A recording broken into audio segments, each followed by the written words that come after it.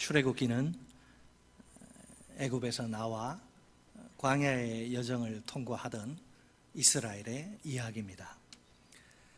그들이 광야에서 겪은 많은 사건들은 우리에게 단순한 흥미거리가 아닙니다. 우리는 그 여러 사건들을 통해 메아리 치는 생생한 교훈과 섬뜩한 경고를 듣습니다. 하나님은 그 놀라운 은혜와 사랑과 능력으로 친히 이스라엘의 광야 여정을 인도하십니다. 그러나 슬프게도 이스라엘의 광야 여정은 실패로 끝납니다. 갈렙과 여호수아를 제외한 20세 이상 장년 세대가 광야에서 다 죽고 맙니다. 사도 바울이 고린도전서에서 지적한 대로 뿌리 깊은 4대 죄악이 그들의 발목을 잡은 것입니다. 그들의 멸망 원인은 우상 숭배와 음행과 주를 시험함과 원망입니다. 우리 역시 현재 이스라엘처럼 광야의 여정 속에 있습니다. 이 여정 가운데서 우리가 어떤 사건들을 만나게 될지 아무도 모릅니다. 그럼에도 불구하고 우리에겐 결코 의심할 수 없는 한 가지 분명한 사실이 있습니다. 여러분 뭘까요? 신실하신 하나님이 그분의 백성인 우리의 광야 여정 전체를 주관하시고 인도하신다는 사실입니다. 믿습니까? 하나님이 우리를 그냥 홀로 내버려 두지 않고 우리 광야 여정 전체를 주관하시고 이끄셔요. 우리가 할 일은 당연히 뭐겠습니까? 그러면 우리가 할 일은 인도자 하나님을 전적으로 신뢰하고 의지하며 졸졸 잘 따라가는 것입니다. 또한 이스라엘의 실패를, 뼈아픈 그 처절한 실패를 반면교사로 삼아 똑같은 실패를 반복하지 않는 것입니다. 오늘 본문은 우리를 하나님의 백성다운 삶 속으로 초대합니다. 우리가 이 광야에서 하나님의 백성답게 살려면 어떻게 해야 합니까? 여기에 하나님의 백성인 이 남자가, 이 여자가 사는 두 가지 법이 있습니다. 따라서 하십니다. 첫째, 원망하지 말라. 뭐 하지 말라? 원망하지 말라.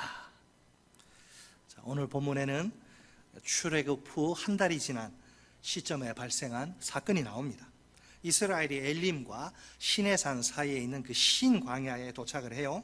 본문 2절을 보면 그때 이스라엘 자손 온 회중이, 한두 사람이, 몇몇 사람이 아니라 온 회중이 거기서 모세와 아론을 원망합니다. 그들이 이렇게 원망한 이유는 애굽을 나올 때 가져온 양식이 바닥나서 배가 너무 고프기 때문입니다. 이대로 가다가는 다 굶어 죽을 것만 같아 더 이상 견딜 수가 없습니다.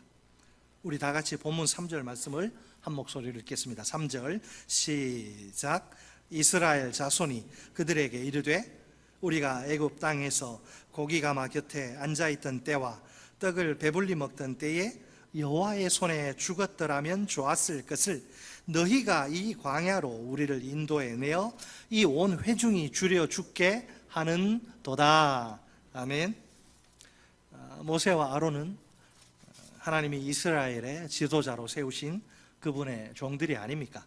두 사람의 헌신과 순종을 통해 이스라엘이 출애굽의 위대한 역사를 체험하지 않습니까? 홍해가 기적적으로 갈라져 온 이스라엘이 무사히 건너던 때로 돌아가 봅시다. 하나님이 일으키신 듣도 보도 못한 어마어마한 기적 앞에서 이스라엘이 누린 기쁨을 어떻게 다 표현할 수 있을까요? 당연히 모두들 두 손 들고 하나님께 감사하면서 큰 영광을 돌렸겠지요. 그들의 인도자인 모세와 아론에게도 수고 많았습니다. 고마운 마음을 표현했을 것입니다. 이런 그들이 이제 와서 배가 고프다고 모든 책임을 모세와 아론에게 돌리네요. 당신들이 우리를 이 광야로 인도해 내는 바람에 애굽에서 죽든지 말든지 냅두지 왜 우리를 이렇게 끌어내가지고 지금 당신들 때문에 우리가 다 죽게 생겼다. 인간적으로 이거 너무 심한 말 아닙니까? 자, 이스라엘은 자, 뭐라고 자기들이 이야기하죠? 우리가 애굽에서 고기와 떡을 배불리 배 터지게 우리가 먹었다. 노예 시절을 회상을 하면서 심지어 지금보다 그때 그 종살이 할 때가 더 좋았다, 이렇게 말합니다. 차라리 그때 애굽에서 여호와의 손에 죽었으면 좋았을 것을 모세와 아론이 그들을 광야로 이끌어내어 죽게 한다, 이렇게 원망합니다.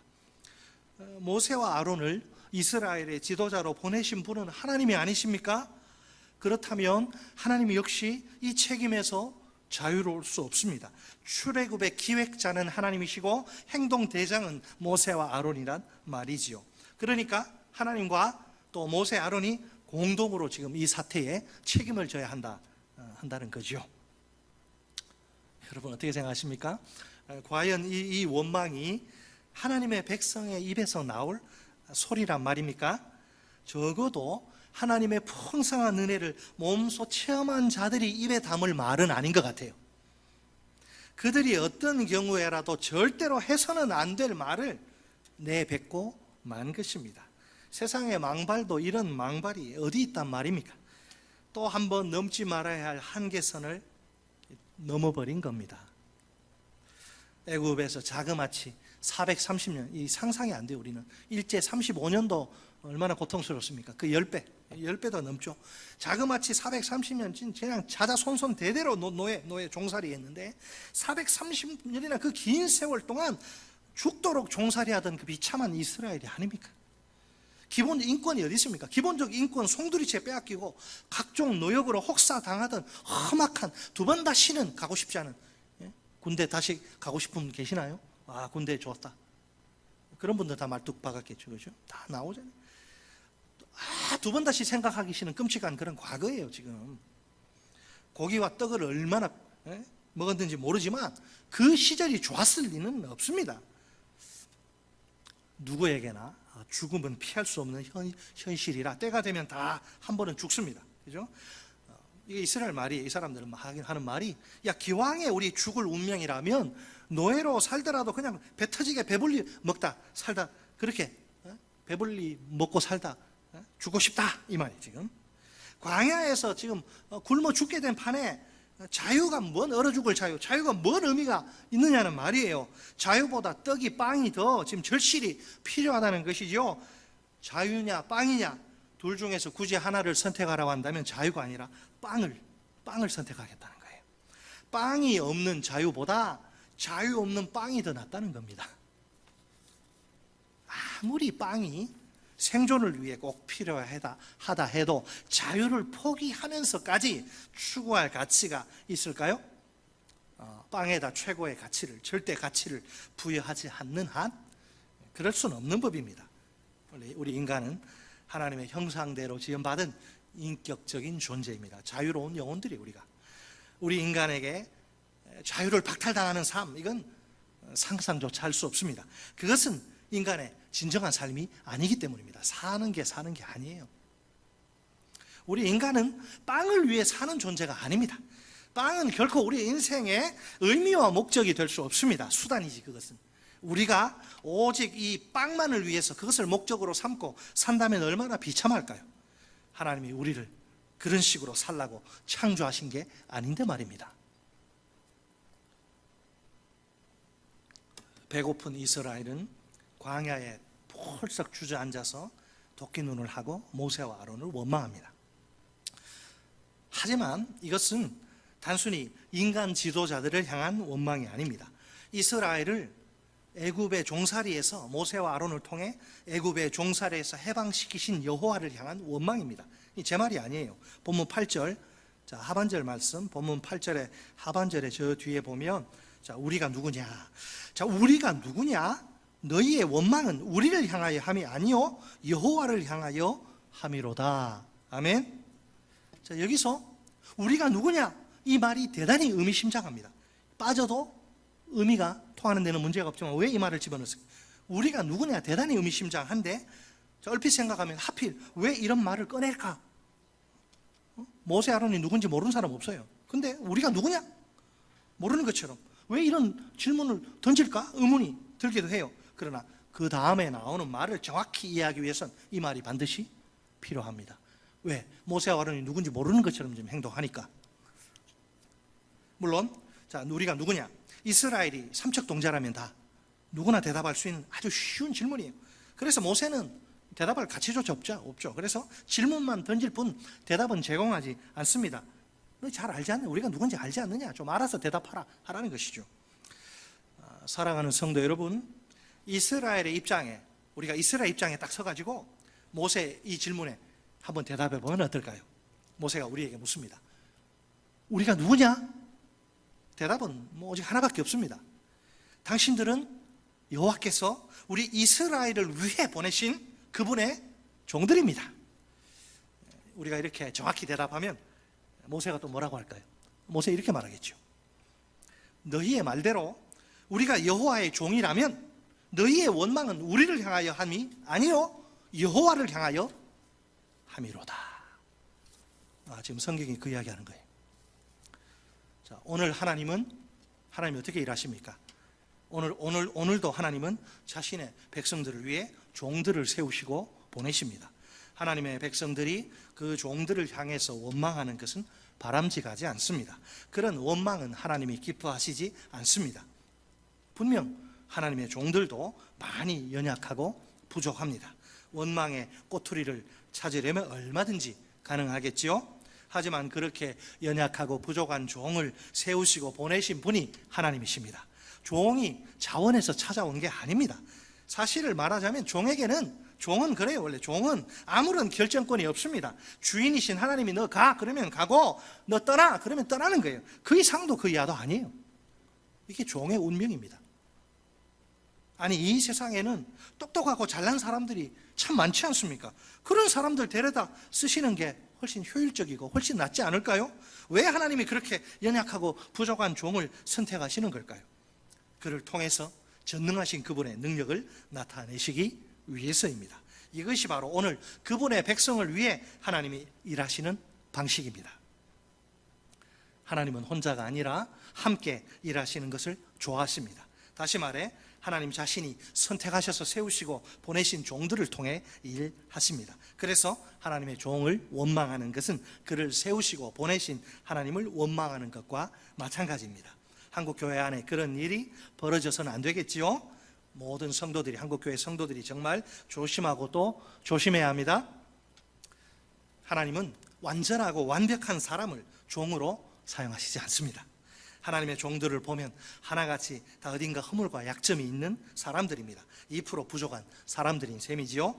아브라함이 그렇고 야곱이 그렇고 또 다윗이 그렇고 솔로몬이 그렇고 요나가 그렇고 베드로가 그렇고 도마가 그렇습니다.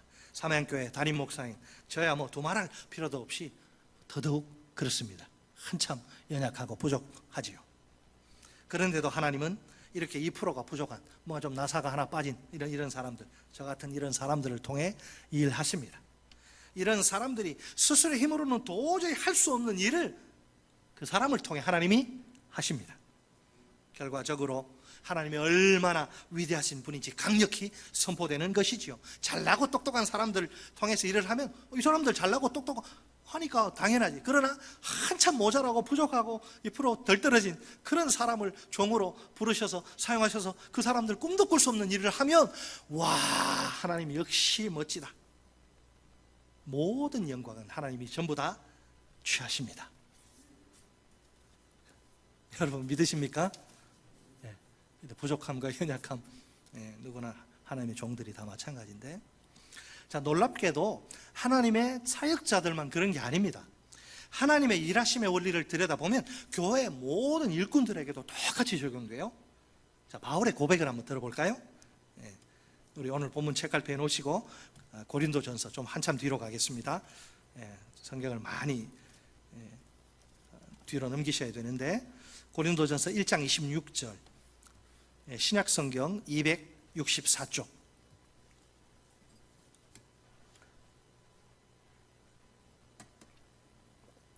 네, 264쪽에 고린도전서 1장 그 마지막에 26절로 29절 우리 같이 한 목소리로 읽겠습니다. 시작. 형제들아, 너희를 부르심을 보라. 육체를 따라 지혜로운 자가 많지 아니하며 능한 자가 많지 아니하며 문벌 좋은 자가 많지 아니하도다.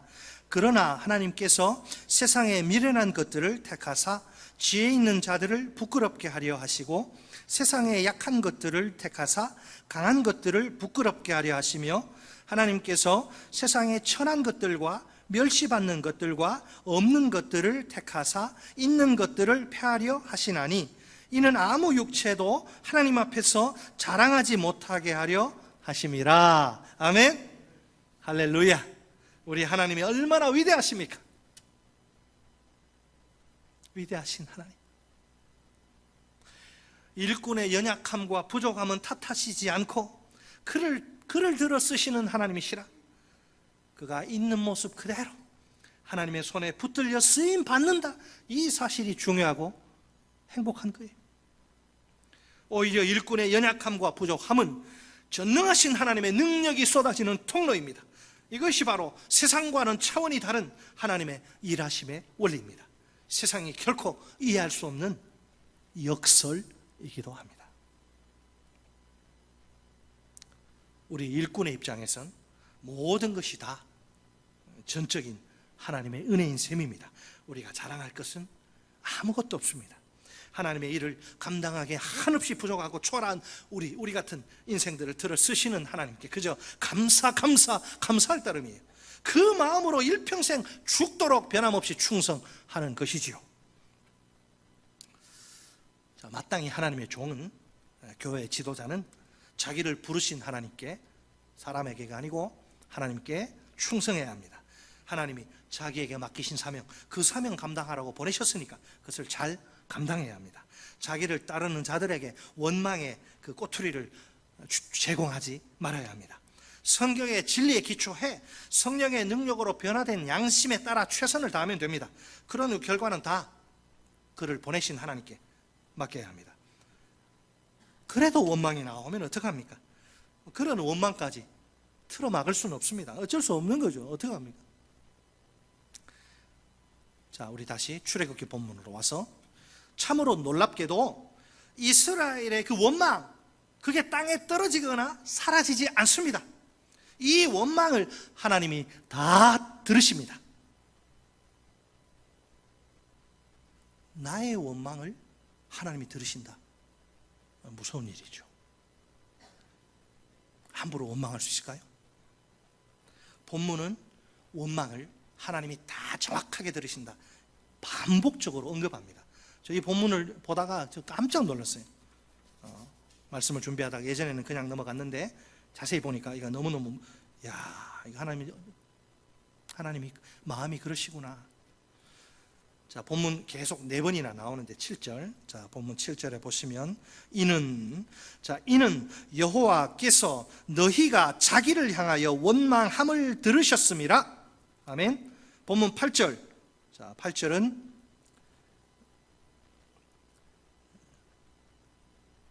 중간쯤에 이는 여호와께서 자기를 향하여 너희가 원망하는 그 말을 들으셨음이라. 아멘. 자, 본문 9절 맨 뒤에 여호와께서 너희의 원망함을 들으셨느니라 하라. 아멘. 본문 12절 맨 앞에 내가 이스라엘 자손의 원망함을 들었노라. 아멘. 이 별로 좋은 이야기 아니잖아요. 왜 모세는 하나님이 이스라엘의 원망을 들으신, 한 번만 이야기해도 돼요 이거. 왜 모세는 하나님이 이스라엘의 원망을 들으신 사실을 4번이나 짧은 문장 속에서 계속 반복해서 언급할까요? 원망이 하나님 앞에서 얼마나 큰 죄인지를 강조하기 위해서입니다. 보통 하나님의 종을 원망하는 걸 대수롭지 않게 생각하는 경향이 있습니다. 살다 보면 누구나 가끔씩 그럴 수 있지 않습니까? 그래요. 그러나 하나님은 그런 원망을 가볍게 시시하게 다루시지 않습니다. 굉장히 심각한 죄로 취급하십니다. 오죽하면 하나님의 종에 대한 원망을 하나님 자신에 대한 원망으로 간주하실까요?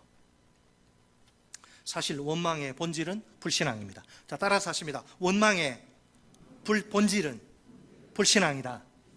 아멘. 하나님의 종에 대한 원망은 하나님에 대한 원망입니다. 하나님에 대한 원망은 하나님에 대한 불신앙입니다. 자, 이스라엘의 원망의 출처가 어딘지 생각해 보세요. 한마디로 말해 그들에게 구원과 자유와 물을 제공하신 하나님에 대한 불신입니다. 여호와는 그분의 크신 능력으로 홍해를 쫙 가르십니다. 이스라엘이 그 깊은 물속, 평소에는 그 들어갈 수도 없어요. 그 깊은 물속 밑바닥, 밑바닥을 마른 땅처럼 도보로 건너가게 하십니다. 마라에서 그들이 목마르다고 아우성치며 하나님을 원망할 때 쓴물을 단물로 바꾸어 주십니다. 그런 후에 엘림 오아시스로 그들을 인도하셔서 물을 실컷 마시게 하십니다. 하나님의 풍성한 은혜와 깊은 사랑과 전능한 그 능력이 부어진 결과입니다. 아버지로서 자기 자녀들에게 베푸신 은혜와 사랑과 능력입니다. 하나님이 그들을 보호하시고 인도하시며 삶의 믿음 모든 필요를 정확히 채워주신 것입니다. 그렇지만 이스라엘은 이 사실을 망각합니다. 그래서 원망은 배은망덕입니다. 마땅히 감사해야 함에도 불구하고 도통 감사할 줄 모르는 것이죠. 감사할 줄 모르는 거 하나님의 백성에게 평범한 문제가 아닙니다. 그것은 하나님이 미워하시는 죄입니다. 바울은 로마서 1장에서 하나님의 형상대로 창조된 인간이 죄로 말미암아 얼마나 못쓰게 망가지고 훼손되고 병들고 썩었는지를 그 타락상을 신랄하게 고발을 하는데, 거기에 보면 온갖 음란하고 더럽고 하여튼 흉한 죄악들이 목록으로 쫙 등장하는데, 그 가운데 하나가 뭔지 아십니까? 하나님께 감사하지 않는 죄. 하나님의 백성인 우리에게 감사는 선택이 아니라 필수입니다. 여러분, 오늘 아침에 눈을 뜨시면서 하나님 앞에 얼마나 감사하셨습니까? 내 사지백체 오장육부가 멀쩡하네, 내 코에 호흡이 있네, 내 심장이 열심히 펌프질을 하네, 감사합니다 하셨습니까? 오죽하면 감사의 기적이라 그럴까요? 매일 5가지 감사를 한 달하고 2달하고 6개월 했더니 그 집안이 변하고 이혼일보 직전에 부부가 관계가 회복되고, 감사해. 그렇게 하나님 감사를 기뻐하시고 하시는. 우리는 언제나 하나님의 은혜와 사랑과 능력을 깊이 깨닫고 감사해야 합니다. 범사에 원망하지 않고 감사하는 것, 광야 같은 세상 속에서 이 남자가, 이 여자가 사는 첫 번째 법입니다. 따라서 하십니다. 둘째, 믿음을 보이라. 원망하지 말고 뭘 보이라? 믿음을 보이라. 자, 불과 얼마 전에 마라의 쓴물 앞에서 하나님을 원망한 이스라엘이 아닙니까? 그런데도 하나님은 그들에게 기적적인 공급의 은혜를 베푸십니다. 이스라엘은 이 뼈아픈 그 실패의 경험을 통해 정신을 차리고 귀한 진리를 배웠어야 합니다. 인생의 위기 앞에서 이스라엘에게 절실히 필요한 것은 무엇입니까? 신실하신 하나님을 온전히 신뢰하는 것입니다. 전능하신 하나님을 철저히 의지하는 것입니다. 그렇게 믿음을 보이면, 그런 식으로 믿음을 보이면 하나님이 그들을 그 어떤 위기 가운데서라도 구원해 주십니다. 어리석게도 그들은 똑같은 실패를 또다시 반복합니다. 배가 고파 죽겠다며 하나님을 원망합니다.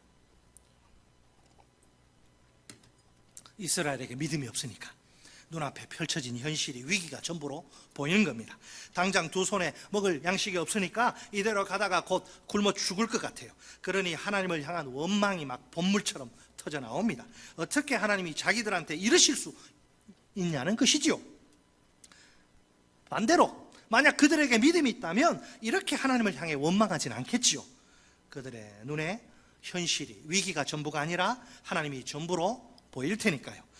우리가 믿는 하나님은 우리 현실에, 우리 위기에 얽매이시는 분이 아니에요. 그분은 우리처럼 현실의, 위기의 그 장벽 앞에서 맥없이 무릎 꿇고 주저앉는 허약한 존재가 아닙니다. 우리 같은 피조물들에게나 현실이, 위기가 극복할 수 없는 장애물이지 하나님께는 아니에요. 하나님은 모든 현실을, 위기를 초월하셔서 역사하시는 살아계신 분입니다. 그러니까 하나님은 그 어떤 현실과도 위기와도 비교할 수 없을 정도로 크신 분입니다. 위대하신 주 알게 되리라. 위대하신 하나님. 우리가 이 위대하신 하나님을 믿을 때 현실의 장벽, 위기는 더 이상 아무런 힘을 발휘하지 못해요. 그런 장벽 따위는 가볍게 믿음으로 훌쩍 뛰어넘을 수 있습니다. 믿으시기 바랍니다. 아멘 하시기 바랍니다. 위기 그 별거 아니에요. 그거 우리가 어떤 경우에라도 하나님의 은혜, 아버지로서 나를 광야 여정에 이끄시는, 인도하시는 그 아버지 하나님의 그 은혜와 그 사랑과 능력을 의심하지 말아야 합니다. 광야에서 배고파 물이 없어 굶어 죽게, 목말라 죽게 하시지 않아요. 자기 사랑하는 자식이 그렇게 죽도록 내버려 두는 부모가 어디에 있습니까? 세상 부모도 그렇게 하지 않는데, 세상 부모 악한 자라도 자식이 떡을 달라 하면 돌을 주지 않고, 생선을 달라 하면 뱀을 주지 않아요. 떡을 달라 그러면 떡을 주고, 생선 달라 그러면 생선 줘요. 하물며 하늘에 계신 너희 아버지께서, 천부께서 구하는 자에게 좋은 것으로 주시지 않겠느냐? 하나님 의심하지 마세요. 하나님 신뢰하십시오.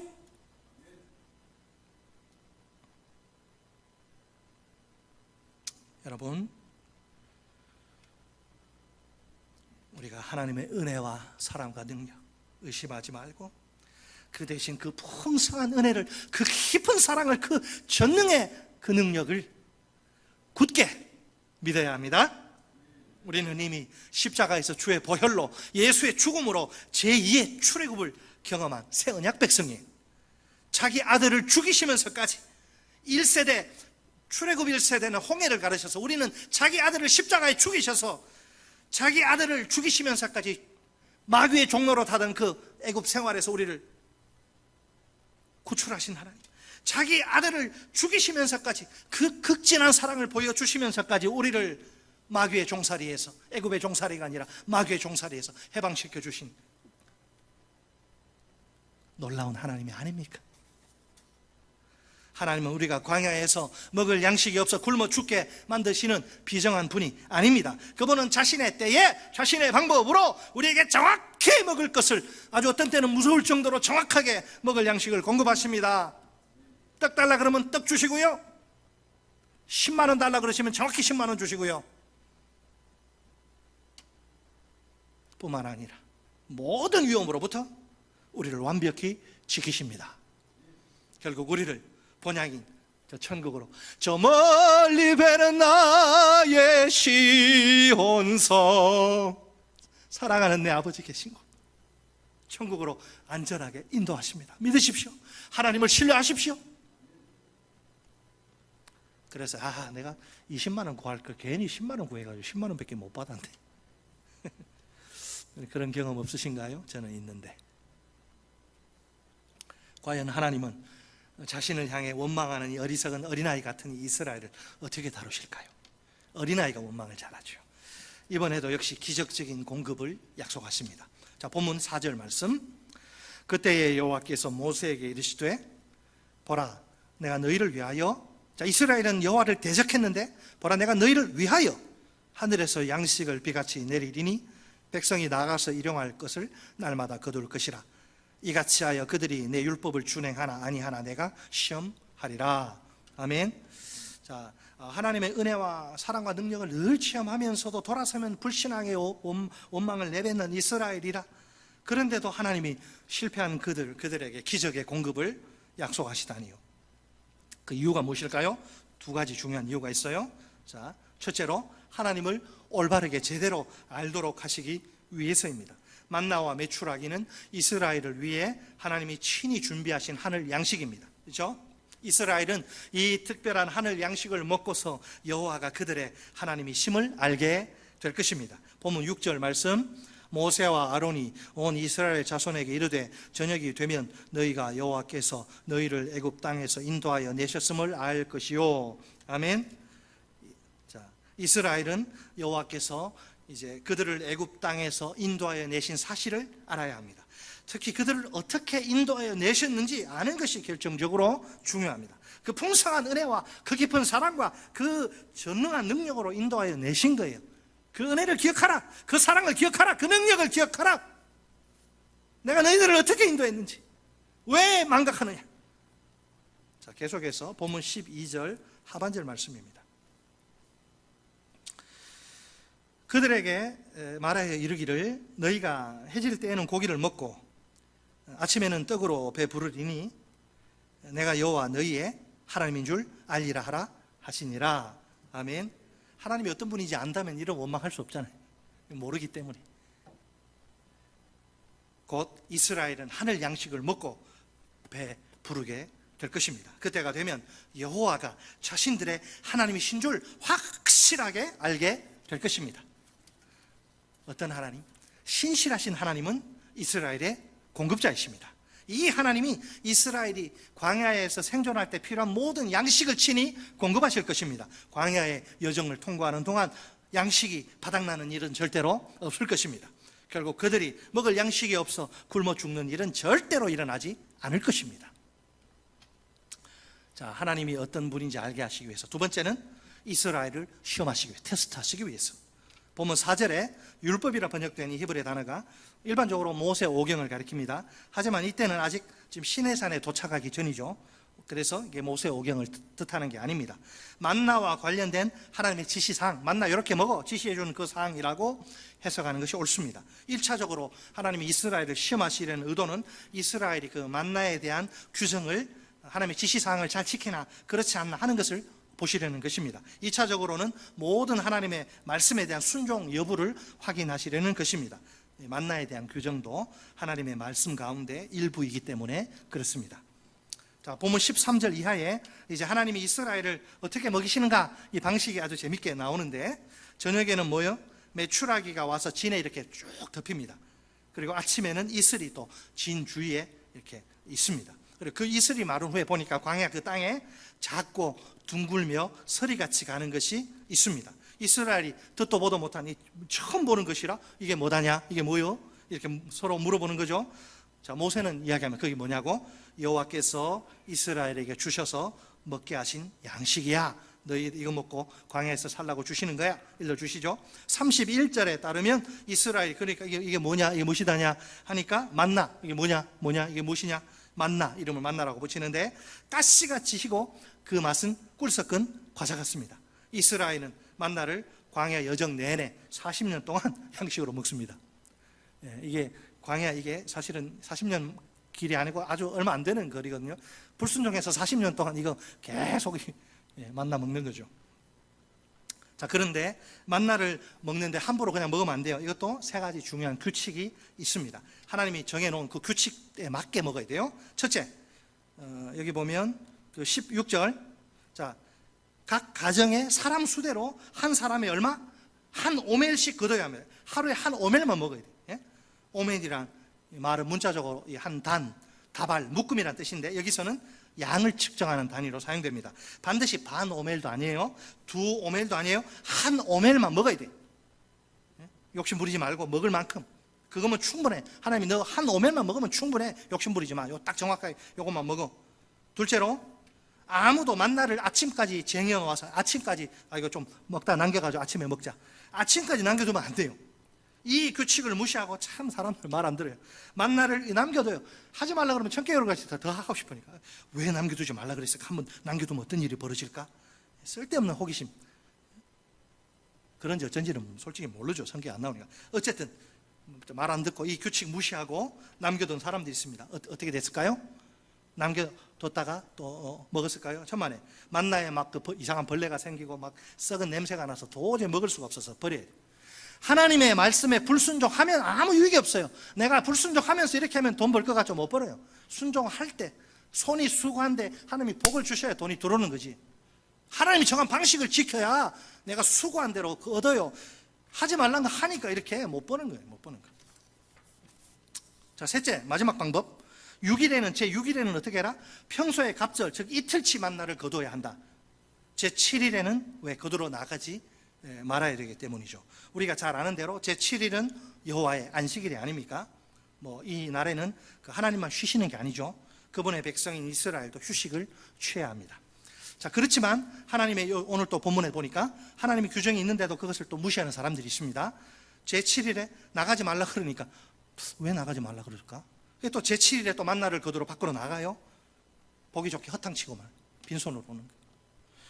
모세는 백성들에게, 야, 이 백성들이 안 되겠다 고민하는데 하나님이, 자, 모세에게 아예 안식일에는 그 집 밖으로 나오지 마. 그냥 이 나오는 걸 이제 노동으로 보는 거예요. 노동은 일하러, 생존을 위해서 노동하려고 나가지 말라는 거예요. 29절 말씀. 자, 여러분 29절 같이 읽을까요? 시작. 볼지어다 여호와가 너희에게 안식일을 주므로 여섯째 날에는 이틀 양식을 너희에게 주는 것이니 너희는 각기 처소에 있고 일곱째 날에는 아무도 그의 처소에서 나오지 말지니라. 아멘. 자, 이 세 가지 규칙을 한번 정리해 볼까요? 하늘 양식인 만나는 하나님이 하나님의 방법대로 주고 또 하나님이 정해놓은 방식대로 먹어야 되는데, 하늘 양식인 만나는 매일 아침에 정해놓은 시간에, 그 시간에 정해진 양만 거두고 그것만 먹어야 돼요. 안식일에는 만나를 주우러 밖에 나가는 일이 결코 없어야 합니다. 안식일에는 푹 쉬라는 말이죠. 이미 하나님이 그 전날, 안식일 전날에 안식일에 먹을 양식을 내려주셔서 아무 문제가 없다. 그러니까 주일날 노동하지 않아도 먹고 사는데 지장 없다. 쉽게 말하면 오늘날 우리식으로 이야기하면, 뭐 주일날 일해야 되는 그런 뭐 특수 저기도 있어요. 그죠. 예를 들어 뭐 항공기 운행하는, 또 제가 뭐 시간이 없어서 잘 말 못하는데 주일날 이 현대 사회가 아주 복잡해지면서 주일날 일해야 되는 뭐 그런 것도 있는데, 지금 이제 그런 이야기 하지 않고 일반적인 이야기를 하는 거예요. 주일날은 일하지 말라. 주일날 노동하지 않아도 월요일부터 토요일까지 6일만 일해도 너희가 살아가는데 지장 없게 한다. 뭐 그 말. 자, 여러분 이해되시죠? 네.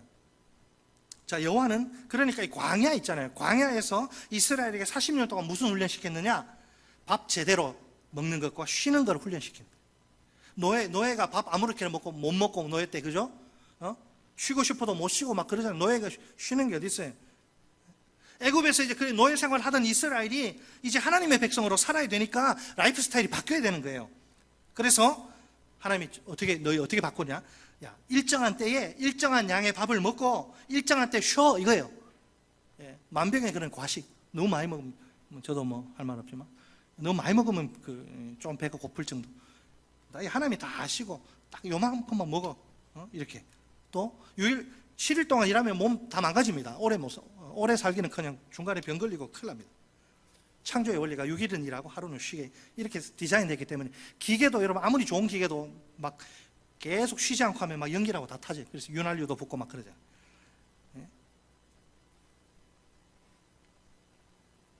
자, 일정한 때에 일정한 양의 밥만 먹고 일정한 때 쉬어라, 이거죠. 그게 뭘 이야기하냐? 하나님의 백성으로 우리가 어떻게 살 것인가? 오직 하나님의 은혜로만 산다는 거예요. 먹고 사는 문제는 스스로 해결하는 것이 아니라 하나님이 책임져 주신다는 거예요. 하나님이 이스라엘에게 매일매일 하늘의 양식을 내려주지 않습니까? 막 그 양식 떨어지는 광경, 뭐 상상도 하면 얼마나 가슴이 뛰는. 예? 이스라엘은 6일 동안 매일 신실하신 공급자 하나님을 신뢰하고 의지해야 합니다. 제7일에는 먹고 살기 위한 노동을 중단하고 하루 종일 안식을 취해야 합니다. 자, 오늘 우리가 이 먹고 사는 문제를 하나님께 전적으로 맡기지 못하면 어떻게 될까요? 그러면 우리는 하나님의 백성으로서 하나님이 기뻐하시는 삶을 온전히 살아내기가 어렵습니다. 구원받은 하나님의 백성이 제일 먼저 받아야 할 훈련이 먹고 사는 문제. 내 힘으로 막 내가 남들보다 막 부지런하지 말라는 의미가 아니고, 내가 내 먹는 거 책임지는 거예요. 하나님 말씀대로 순종할 때. 먹고 사는 문제를 훈련받아야 돼요. 먹고 사는 문제로부터 자유로울 때, 거기에 얽매여 있는 게 아니라 자유로울 때 비로소 하나님을 바르게 섬길 수 있습니다. 하나님의 뜻을 인생에 먹고 사는 것이 아니고 하나님의 뜻을 인생의 최우선 순위에 두고 그 뜻대로 순종하며 살 수 있습니다. 안타깝게도 오늘날 한국교회 안에 먹고 사는 문제에 이렇게 얽매여 있는 교인들이 많지요.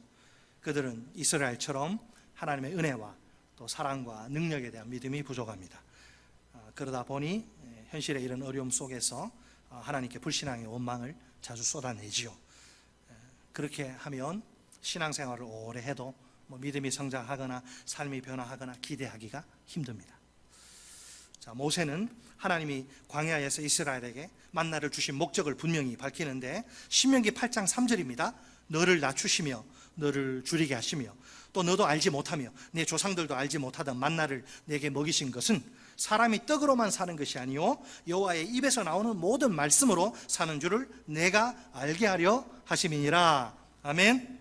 자, 초자연적인 방법으로 이스라엘의 굶주림을 깨끗이 해결해 주십니다. 그들에게 하늘 양식인 만나와 메추라기를 제공하신 것이죠. 하나님이 광야에서 그렇게 이스라엘에게 만나를 주신 목적은 너무나 분명합니다. 사람이 떡으로만 사는 것이 아니라 여호와의 입에서 나오는 모든 말씀으로 사는 것을 알게 하시기 위해서입니다. 한번 따라서 해보실까요? 사람이 떡으로만 사는 것이 아니요 여호와의 입에서 나오는 모든 말씀으로 사는 줄을 내가 알게 하려 하심이니라. 아멘. 떡은 여러분, 떡이 필요하죠. 인간이 이 세상에서 살아가는데 필수적이에요. 떡이 없으면 죽습니다. 이스라엘은 그런데 문제, 광야에서 이 떡을 얻지 못합니다. 점점 생존의 위협을 느끼게 되죠. 그런데 하나님이 생존을 위해 필수적인 양식을 초자연적인 능력으로 기적적으로 공급을 하십니다. 그 광야에 곡식 씨 심지 못해요. 열매 거두지 못합니다. 광야에 먹을 게 아무것도 없어요. 거기서 하나님은 하늘의 양식을 직접 이스라엘에게 주십니다. 이스라엘이 떡보다는 하나님을 더 의지해야 한다는 걸 가르쳐 주시기 위해서입니다. 광야는 도저히 사람이 살 수 없는 척박한 땅이 아닙니까? 그런 곳에서 이스라엘이 생존할 수 있는 비결이 무엇입니까? 그 비결은 떡을 의지하는 것이 아니라 하나님의 말씀을 의지하는 것입니다. 결국 하나님의 말씀대로 순종하는 것은 이스라엘이 살기 위한 방편입니다. 순종이 생명의 비결인 셈이죠. 그렇다면 이스라엘에게 이 세상에서 순종보다 더 중요한 것은 없습니다. 하나님의 새 언약 백성인 우리도 마찬가지입니다. 우리가 광야 같은 이 세상에서 살 수 있는 비결은 순종입니다. 아무나 순종할 수 있는 것이 아닙니다. 순종을 가능하게 만드는 것이 뭐냐? 살아있는 믿음. 우리 속에 믿음이 살아있으면, 믿음이 병들지 않고 믿음이 정상적으로 성장해서 살아있으면 얼마든지 주님의 말씀에 순종할 수 있습니다. 믿음이 있어야, 믿음이 없으면 누구도 순종하지 못하고, 믿음이 있으면 누구나 순종할 수 있습니다. 우리가 모든 상황 속에서 믿음으로 순종하는 하나님의 사람들이 되어야겠지요. 순종으로 이끄는 그 믿음을 보이는 거, 광야 같은 세상 속에서 이 남자가 이 여자가 사는 두 번째 법입니다. 오늘 하나님이 우리를 광야의 여정 속으로 인도하십니다. 우리 앞에 어떤 현실이 펼쳐질지는 아무도 장담할 수 없습니다. 그래도 오늘 우리가 무엇을 먹을까 걱정하거나 근심할 필요는 전혀 없습니다. 신실하신 하나님이 친히 우리에게 먹을 양식을 공급하시기 때문입니다. 우리는 광야 같은 세상 속에서 하나님의 백성답게, 말로만이 아니라 정말 그렇게 하나님의 백성답게 살아내야 합니다. 하나님의 백성인 이 남자가, 이 여자가 사는 법은 두 가지입니다. 첫째로, 어떤 상황 속에서도 하나님을 원망하지 맙시다. 하나님은 연약하고 부족한 종을 통해 일하십니다. 하나님 자신의 위대하심을 선포하십니다. 하나님의 종에 대한 원망은 곧 하나님에 대한 원망입니다. 원망은 불신앙의 표현입니다. 구원과 자유와 양식을 제공하시는 하나님이 신이 불신앙의 원망은 금물입니다. 우리에게 합당한 반응은 원망이 아니라 감사입니다. 둘째로, 모든 상황 속에서 믿음을 보입시다. 광야 같은 세상 속에서 신실하신 하나님이 우리에게 먹을 양식을 공급하십니다. 풍성한 은혜요, 깊은 사랑이요, 전능의 능력입니다. 우리가 먹고 사는 문제를 하나님께 전적으로 맡겨야 합니다. 하나님의 백성은 떡을 의지하는 것이 아니라 하나님의 말씀을 의지해야 합니다. 우리의 생존 방식은 떡이 아니라 하나님의 말씀입니다. 우리가 이 세상에서 사는 길은 하나님의 말씀대로 순종하는 것입니다. 오로지 떡에 빠져 떡이 전부인 것처럼 떡을 위해 사는 것은 하나님의 백성의 삶이 아닙니다.